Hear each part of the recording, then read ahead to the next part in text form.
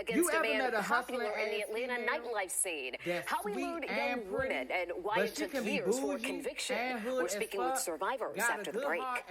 Tonight at 11, but got a slick mouth and rapper is now headed to prison, just found guilty of drugging and raping a woman.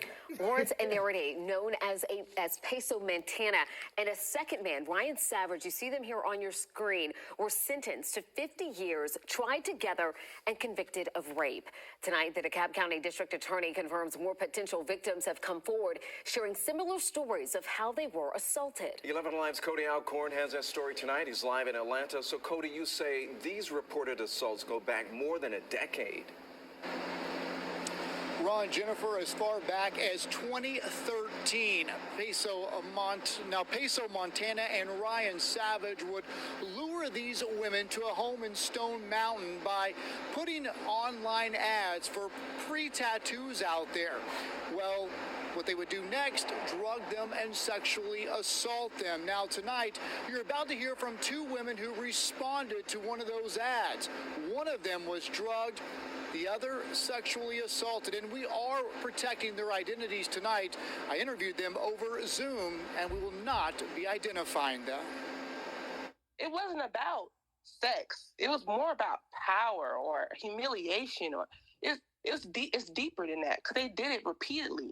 The advertisement. Their motive and their MO is to get the girls to drink immediately. The women say these two continued pouring drinks. Said we was in and out. We was really drugged. The next thing she knew, I hear my sister screaming like somebody done killed her. She'd been sexually assaulted. I was hysterical. Pretty much I wanted to be in a safe place and call the police. So I asked her to, take me home. So I called the police from there, and I went to go get a rape kit done at DeKalb Medical that same morning. So what happened next? They didn't stop. He started making music. Referring to Lawrence Innerarity, known as Peso Montana. He was an Atlanta promoter for years. He was hosting parties, getting girls drunk and stuff for years, and nobody said anything. They fought a silent battle. If all those girls in my DM would have spoke up, would have actually came forward and just no, I'm not going for it. It's wrong. I was violated. I deserve to be heard. A decade later, Innerarity and Ryan Savage have finally been stopped, only tried for one rape, partially because of the statute of limitations. All these girls having the same story with the same couple of people, and nobody paid attention to it.